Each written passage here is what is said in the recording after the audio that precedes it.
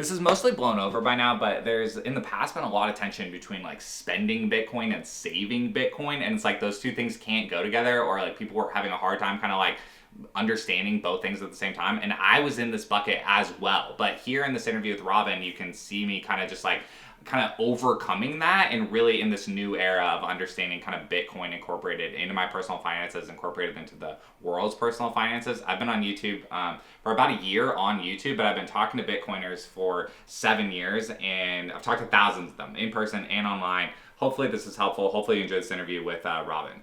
That is a very real, tangible thing. And so the fact that you're able to get a 90% loan of printed fiat for that thing, I don't foresee that kind of reversing. Like a base case for me is I kind of see everything melting up together, whether it's the stock market, the real estate market, and Bitcoin kind of like all melting up together. I think everything would have to be like very, very big before you kind of get the predicted kind of like Bitcoin eating other things kind of stuff, like that, the whole like Bitcoin removing the monetary premium from home ownership is pretty hard for me to see. Like that, to me, that's honestly past the first question you asked me of the like, will Bitcoin, transition into a dominant medium of exchange inside like our lifetime? I honestly believe that Bitcoin transitioning to a dominant medium of exchange would almost have to be a precursor before Bitcoin begins to like demonetize real estate. If you watch or listen to my podcast on a regular basis, I guess you already bought some Bitcoin. And now the most important step is to keep the Bitcoin. Keep them secure in a hardware wallet. My personal recommendation for hardware wallet is the Bitbox. It's super secure. It's simple to set up. It's also a perfect gift for a friend who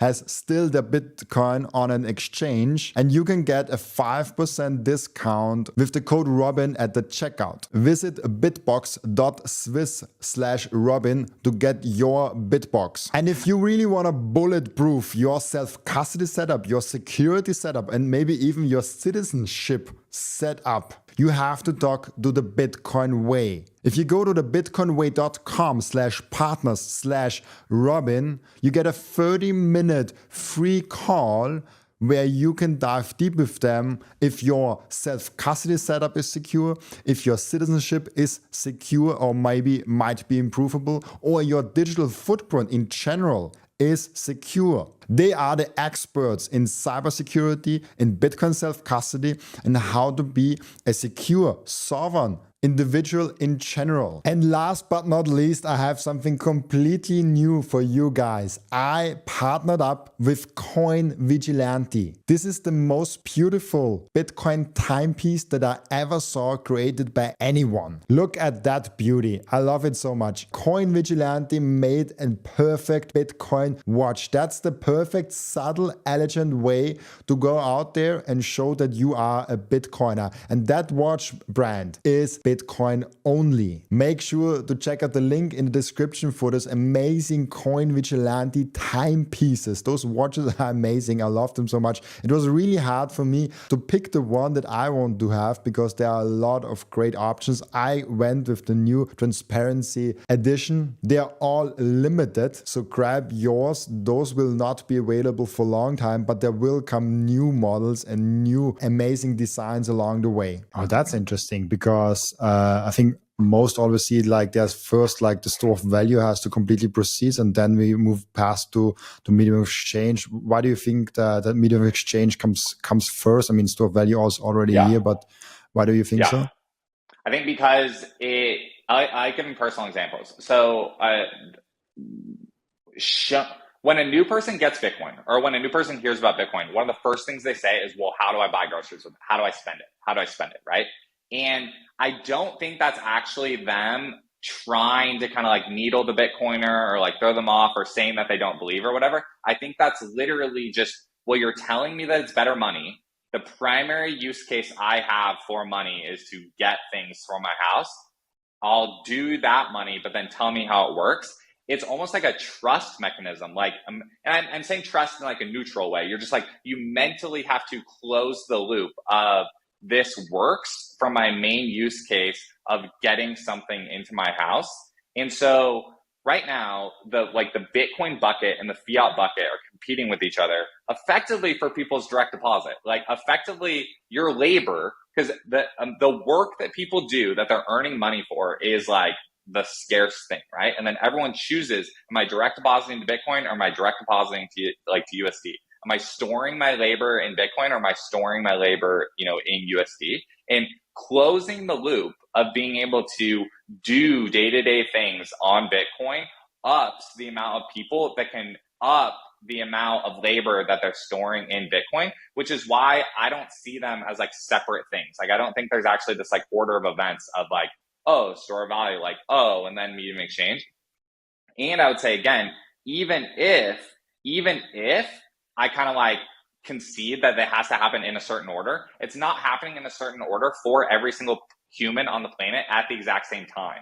So there's people that are going to speed run through all the things. And I think now, like I think people are going to be able to download Bitcoin apps that take them to both immediately. And they're not going to go through this like period of the like chicken or the egg thing that a lot of us went through over the past, 6-7 years. Do you also think that we should spend our Bitcoin to increase adoption, or does it not matter? Like, yeah. So like the short answer is yes. Like the short answer is like, I'll answer yes. The reason why I'm like hesitating a little bit is because the like, should you do it to help? It's like, look,